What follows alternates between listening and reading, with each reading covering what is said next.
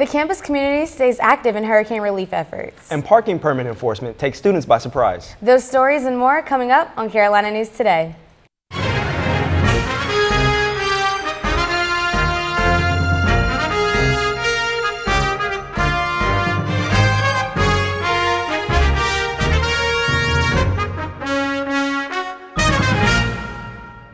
Students always complain about the parking situation on campus, but this semester some lot changes to lot assignments caused sticker shock for permit holders not paying attention. CNT reporter Tyler Shaw looked into it. UNCP students say that the campus's decision to reclassify several different parking lots has left them frustrated. Residential students who were once able to park in a number of locations across campus find themselves confined only to the parking lots outside of their dorms. A series of campus-wide emails were sent out at the beginning of the semester detailing the change in lot assignments. Several lots went from open parking to commuter and staff only. This decision has been heavily criticized, with one student going so far as to call it unfair.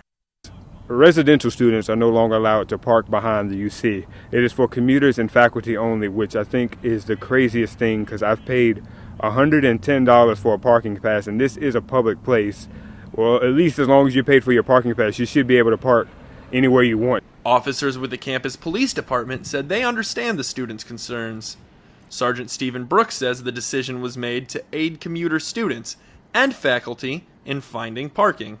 We're looking to push our resident students, just say if you stay in Oak or you stay in Pine, we really prefer them to go over to the Caton Fieldhouse parking lot 24 and also like the Village and the Courtyard. We're trying to get our students to park in that area and stay there.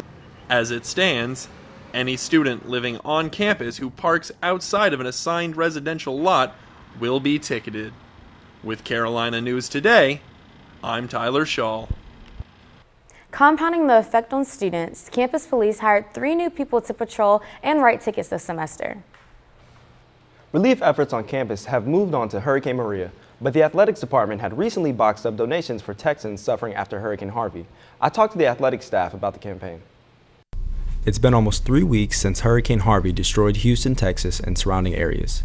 Families have been left homeless and without anything. Because of that, relief efforts have been strong from all areas of the country.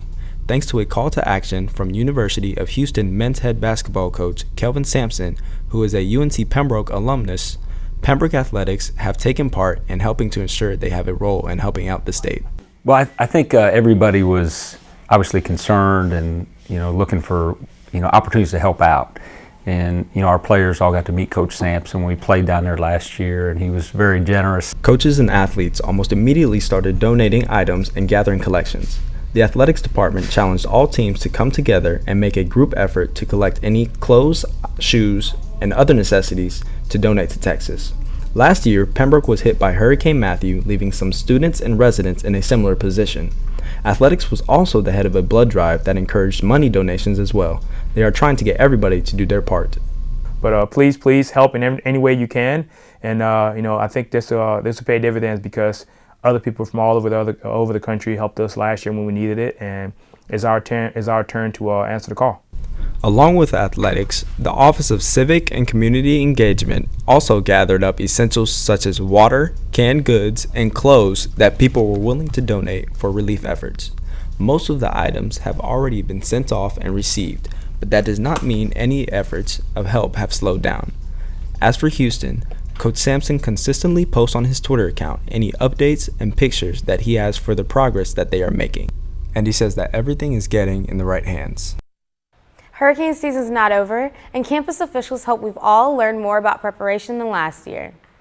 After the devastation Hurricane Matthew brought to campus last year, the Director of Community and Civic Engagement have learned a thing or two on how to prepare. We didn't have any way to communicate with people. We weren't sure who had food, who didn't have food. Now we're in a much better place now than we were a year ago because we've learned a lot from Matthew, and our communication systems are a lot better. We can organize volunteers better. CCE personnel Ashley Bell encourages students to create emergency food packages.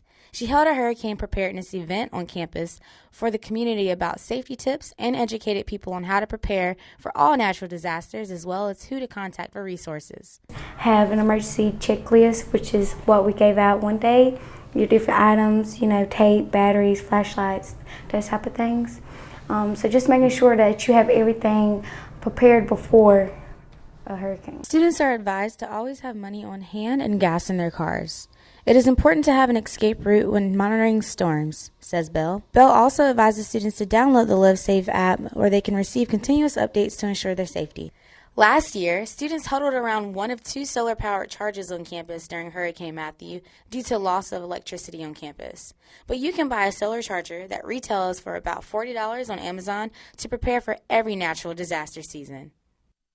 A fun event made a return to UNCP and helped raise money for the local Rape Crisis Center. CNT reporter Octavius Copeland tells us students were off to the races. Students signed up to participate in this year's Pony Palooza racing event, all in an effort to help raise awareness on interpersonal violence. They were lined up and ready to take off on their inflatable ponies.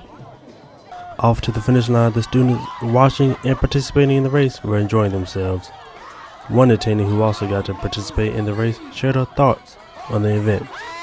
I got to, do this with friends, knowing what it means, and, we're making it more aware and, knowing more about it than what I did previously. There were snacks, other various activities, and things that help build awareness. The winners of the race received crowns. Counselor Aaron Norrid, who helped organize the event this year, hoped students had fun and really wanted to shine light on the issue the event stood for. We want UNCP to be a campus that doesn't tolerate sexual assault or any kind of interpersonal violence. So we wanted to raise awareness for students to the fact that this is an issue and this is something that affects students. We have a lot of information here that was available to students to learn about bystander intervention, consent, sexual health and wellness, statistics about campus sexual assault. So really just shine light on that issue. As part of the event, the residence halls competed in the change war in which the money earned would go to the Rape Crisis Center. Students also got to write on signs and pledge to stop sexual assault. For Carolina News Today, I'm Octavius Copeland. The event ended up raising a little more than $1,000 for the Rape Crisis Center of Robeson County. Pony Palooza co-sponsors from Housing and Residence Life presented the ceremonial check on campus Monday. The annual Book and Writers Conference in Lumberton is not just for professional development. The sale of books during the event raises money for literacy efforts. CNT reporter John Hicks checked it out. 40% of the proceeds of the book fair event go to literacy efforts in Robeson County. And this year they raised several $1,000s due to phenomenal attendance. The event was started to raise literacy levels in the community and to connect local authors with the citizens. I asked LJ Bowens how this event could inspire local authors to write about literacy. You're given a platform in order to promote yourself and your book. I think one of the biggest things that happen with authors nowadays, especially if you're a self-published author, is what's the best way to get yourself out there, what's the best way to promote yourself. So with the Bookham Festival, I believe the good thing is that they give you a platform where you're put with other authors, especially authors that's been in this. This is the 5th year that the Bookham was held since it began in 2012. This year's event was organized by Crystal Edmonds. I had a chance to talk to her about the growth in attendance from last year. I think the turnout has been very well this year. PM Terrell, of course, is the co-founder of Bookham, and she has been doing it for several years and is just kind of an expert. She makes it look so easy. And the fact that she gave that responsibility not only to the Bookham Committee, but the Robeson Community College and the RCC Foundation is just an honor. And so I've been telling everyone that it's kind of our rebuilding year. Edmonds told us that this year could be seen as their chance to rebuild, which could possibly foreshadow larger events in the future. For Carolina News Today, I'm John Hicks. Accountants are often referred to as bean counters, but accounting majors on campus were recently seen counting cans for a good cause. CNT reporter Brianna Brookins has the story. In conjunction with UNCP's Care Resource Center, the Accounting Student Association hosted a food drive for their 3rd annual CPA Day of Service last week. ASA members wanted to get involved within the community for the event, so they partnered with Care. It was just a good opportunity to be able to donate food to people that needed it and give back to our community on campus. Any on-campus or community organization can contribute to the food pantry by sponsoring a food drive or through their Sponsor Shelf program at the Resource Center. Donors bring in specific pantry items to CARE once a month for the program. The center also has a professional clothing closet that students and community members can visit every month. Whenever it comes to having some type of drive for us, it's always food. So I'm very excited to know that this is professional clothing because we're starting to get a little low in there. When patrons come by, they can choose a jacket and pants to help them in their outside endeavors. Students are allowed to visit twice per month, and community members can visit once every 2 months. Visitation policy has changed due to a lack of resources. Care workers and volunteers want students in need to be able to have resources because the center is campus-based. CARE is in the process of creating a mentoring program to assist community visitors now that their policy has changed. We're going to have like mentors, whether it be the staff or volunteers who go through a training. They're going to link up with the community members and work like one-on-one or in pairs to link them with resources in the community so they don't have to rely on us as much. In the past year, the center received an increase in visitors and donors. The CARE Resource Center is open 5 days a week and is located in Wellens Hall, Suite C. From Carolina News Today, I'm Brianna Brookins. The College of Arts and Sciences collaborated with the Moorhead Planetarium this month to promote the sciences as fun and educational. CNT reporter Ryan Taylor shows us what it was all about. The Pembroke community gathered around the UC Annex for this year's Science Expo. The event was set up by the College of Arts and Sciences here at UNCP for people of all ages to attend. Many tables were set up with different experiments and information for the patrons. Each table ranged from the immune system to a more hands-on approach with some animals. We got a chance to talk with the community engagement specialist of the Moorhead Planetarium and Science Center. So the purpose of this Science Expo is a celebration of science. It's awesome. It's a part of the Impacts program, which is what we do is we train scientists how to communicate with the public and then create opportunities like this for the community to engage with scientists, and scientists can share their enthusiasm with the public. And what's really cool is that Moorhead Planetarium Science Center has partnered with UNCP to do events like this. And if you look around, there are lots of scientists here wearing shirts that say, "Ask me, I'm a scientist," having tables to spread their enthusiasm for their science, and it's really, really cool. The expo was held during Parents Weekend here at UNCP, where families came together and enjoyed the school event. Jesse Vargas, a student here at UNCP, tells us his experience with his family.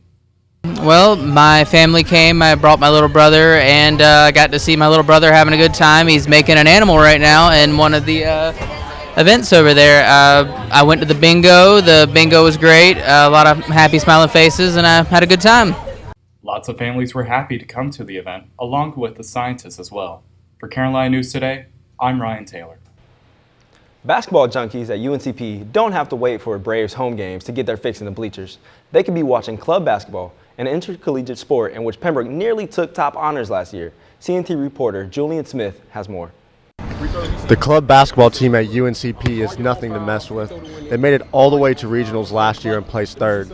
This year is a comeback year for them because they plan to win it all. The team practices 2 times a week, and this is the first year they will be joining the National Basketball Club Association. There is huge potential for this group of guys. They work hard at practice and even harder in the game. Head coach Ronnie Bradley is actually a student here who will be graduating in December. He took it upon himself to lead his team to the #1 spot. How's the team looking compared to last year? Because I know you guys won it all. You went all the way, you got a trophy and everything.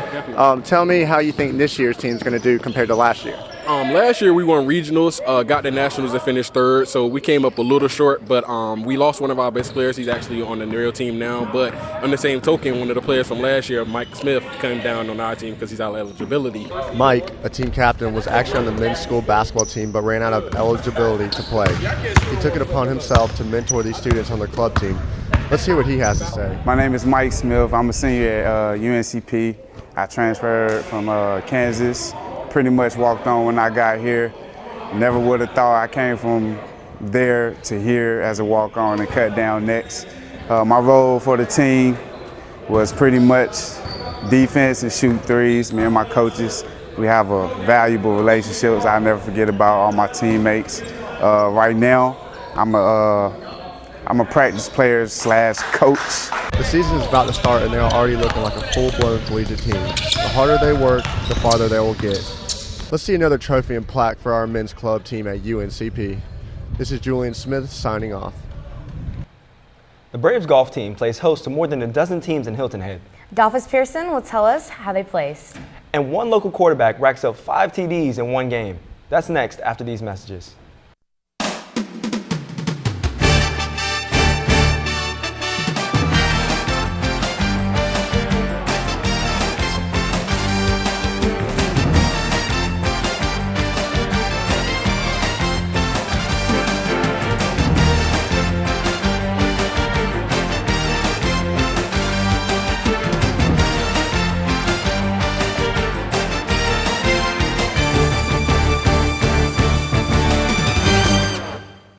We had a showdown in Lumberton this past Friday as the Lumberton Pirates took on the Hope County Bucks. College scouts were out to see Hope County's Andre Pagais, who's an ECU commit, and Lumberton standout quarterback Braylon Grice, who has offers from App State and UNC Charlotte. Opening drive, Lumberton Braylon Grice is swallowed up by Bucks Mason Locklear, forced a 3-and-out for the Pirates.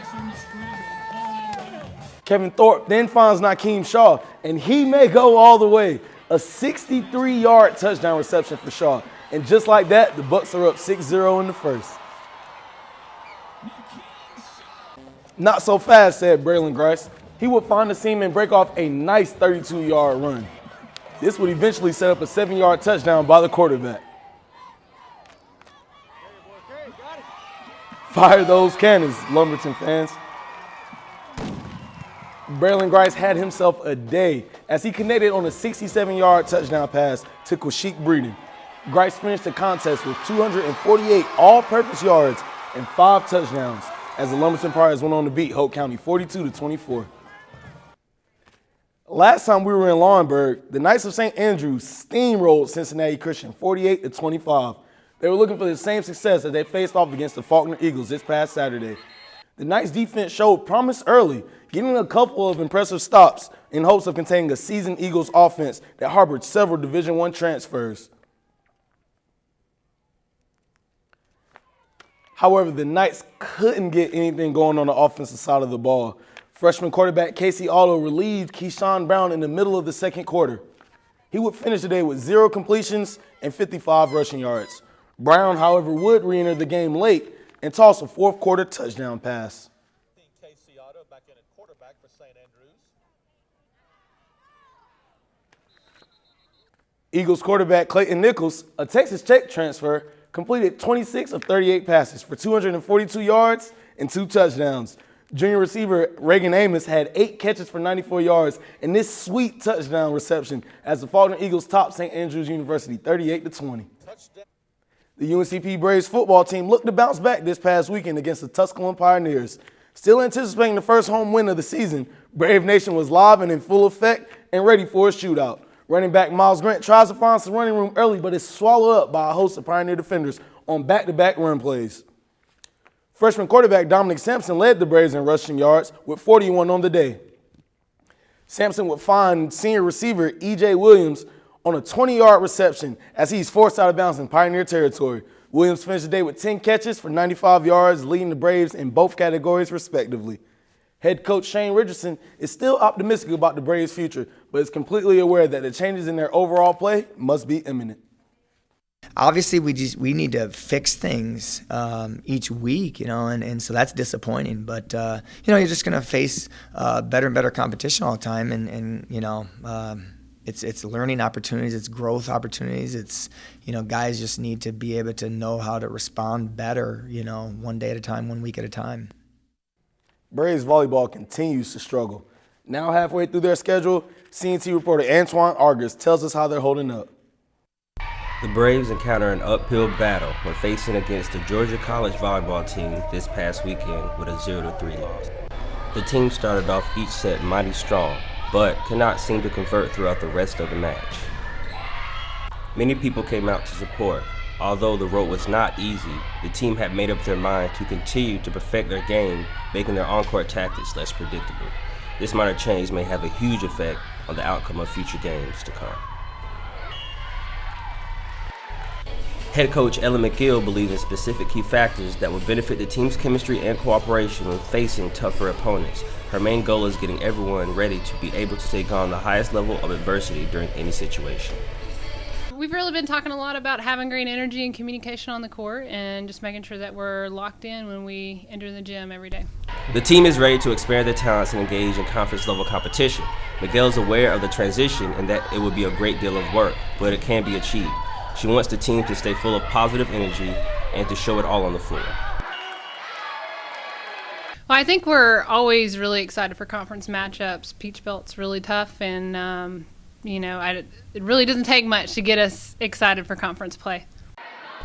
I'm Antoine with Carolina News Today. Saturday, the team beat Hiwassee College at home in 3 straight sets, but fell to Emmanuel College on Tuesday. The soccer team is back from the road this week and are looking forward to their new facilities. CNT reporter Alex Butler looked into the improvements. The women's soccer team at UNCP has new improvements made to their home stadium this year. Construction began this past summer, and soccer fans all over the campus can now enjoy all of the renovations that were made. The improvements were funded by a generous donation made by a local utility co-op last fall. Dick Christie, the athletic director, was present to witness the $500,000 check last fall and says the university knew about the donation 2 years prior. The certificate for $500,000 was presented to UNCP at a home football game last season. The EMC's board and their leadership team were able to come over for a press conference, and we kind of dovetailed that into an opportunity for them to meet the women's soccer program and have a photo op, and then we went and had a tailgate hospitality event over at the football stadiums. The coach of the women's soccer team, Lars Anderson, says the donation was able to cover the cost of many improvements all over the stadium.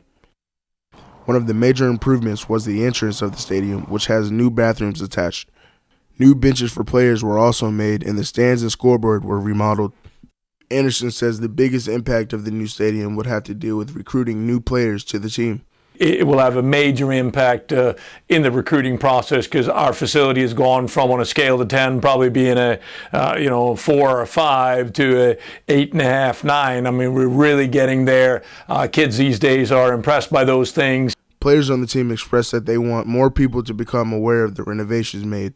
Members of the team say the previous look of the stadium compared to now has been a complete turnaround, and teams will now have a proper welcome for home events. Captain of the team, Stacy Scott, appreciates the new renovations and says the other schools will be surprised by the new changes. Personally, I think it's our bench with the turf and everything like that. We're not really seen as a program with a lot of funding, so to have this and, a lot of visitors come and see us, and they're like, wow, this is really nice. The team plans to have the new improvements done by the match against Lees McRae College. The university plans to hold the ribbon-cutting ceremony before the game. For Carolina News Today, I'm Alex Butler. The UNCP women's golf team jump-started their fall season in South Carolina. The Braves finished 8th out of 18 teams in their own invitational. They beat out Peach Belt foes North Georgia, Columbus State, and Young Harris. Freshman Madison Corley grabbed 17th place out of 95 players to lead the way for the Braves. Savannah College of Art and Design won the team title by 8 strokes to St. Leo.